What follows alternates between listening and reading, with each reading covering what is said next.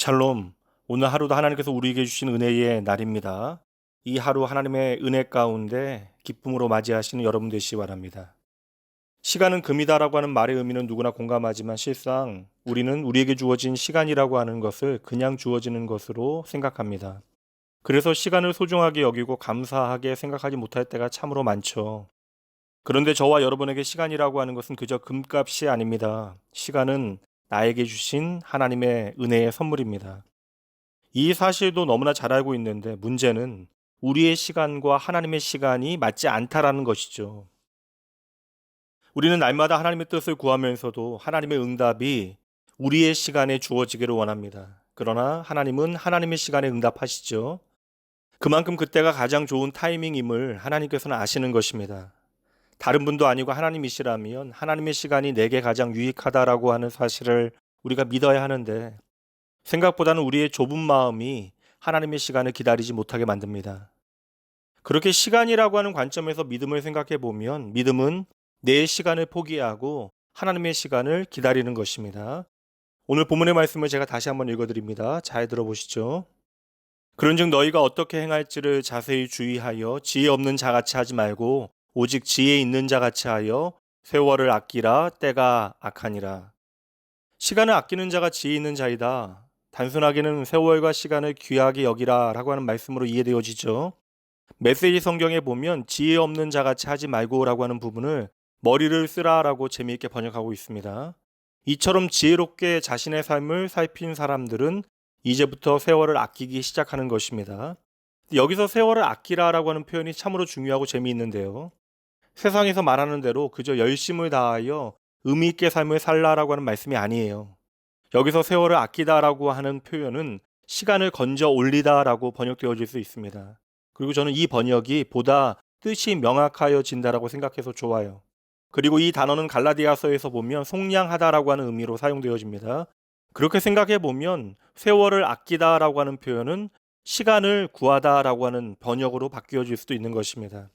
그러므로 세월을 아끼라라고 하는 표현을 직역하게 되어지면 시간을 구원하라라고 하는 말이 되어지기도 합니다. 좀 더 구체적으로 말해보면 우리가 예수를 믿게 되어지면 우리의 시간도 구원을 받는다라는 것입니다. 오늘 말씀에서 때가 악하다라고 말씀하고 있는데요. 이 말씀은 구원받은 저와 여러분에게 시간은 은혜의 기회이다라고 하는 뜻이 되어지는 것입니다. 악한 시절 우리에게 주어진 시간을 은혜의 기회로 만들 수 있는 방법이 무엇이겠습니까? 오늘 본문의 말씀은 앞에 나오는 성령 충만과 연결이 되어집니다. 다시 말해 성령 충만한 사람은 세월을 아끼게 되어지고 그로써 하나님께서 요구하시는 신앙의 가치를 그 삶으로 살아내게 되어진다는 것이죠.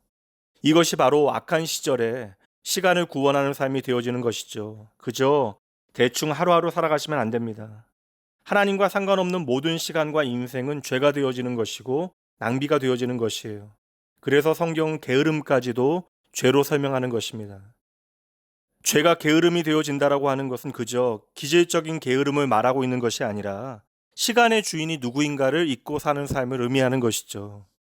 그러므로 우리가 제 아무리 열심히 산다라고 해도 하나님께서 보시기에는 시간을 낭비하는 것이 되어질 수 있다는 사실을 기억하셔야 합니다. 시간을 낭비하지 않기 위해서는 역설적으로 그러므로 때때로 멈추는 시간이 우리에게는 필요한 것이에요. 앞서 말씀한 대로 우리가 하나님의 뜻에 합당하게 걷고 있는 것인지 우리의 삶의 모든 발걸음을 주의 깊게 살펴야 하는 것입니다. 그러한 사람이 바로 하나님 보시기에 지혜로운 사람입니다. 성도 여러분, 하나님과 상관없는 일에만 여러분의 시간을 낭비하시면 안 됩니다. 이렇게 말씀드리면 선과 악의 개념이 구조화되니 다시 한번 정리할게요. 여러분의 삶의 모든 일을 하나님과 상관 있는 일로 만드셔야 합니다. 오늘 내 삶의 모든 시간 가운데 내가 살아가는 모든 이야기가 하나님의 은혜와 사랑의 이야기가 되어질 수 있도록 우리의 삶을 살아내야 하는 것입니다. 진정 예수의 복음이 오늘 나를 살리는 하나님의 능력임을 믿으신다면 더 이상 주저하거나 엉뚱한 일에 시간을 허비하시면 안 됩니다. 오늘 여러분의 삶의 모든 시간이 은혜의 기회입니다. 다시 한번 말씀드립니다. 주저하지 마시고 내 삶의 구원의 은혜가 얼마나 값진 것인가를 여러분에게 주어진 시간 가운데 여러분의 삶으로 증명해 내셔야 합니다.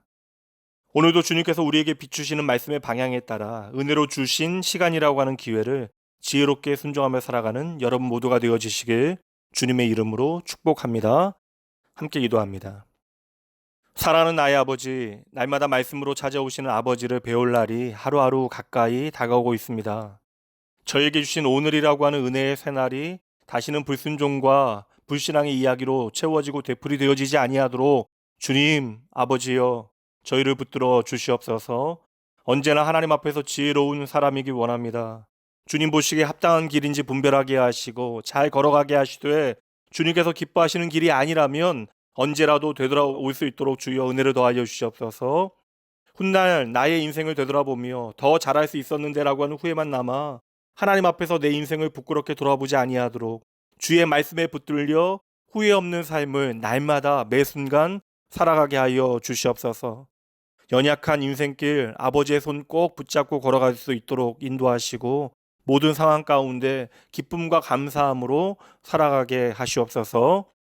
이 아침 저희들로 하여금 하나님 주신 시간을 살리고 구하게 도우시는 모든 시간과 인생의 주인 되신 예수님 이름으로 간절히 기도합니다. 아멘.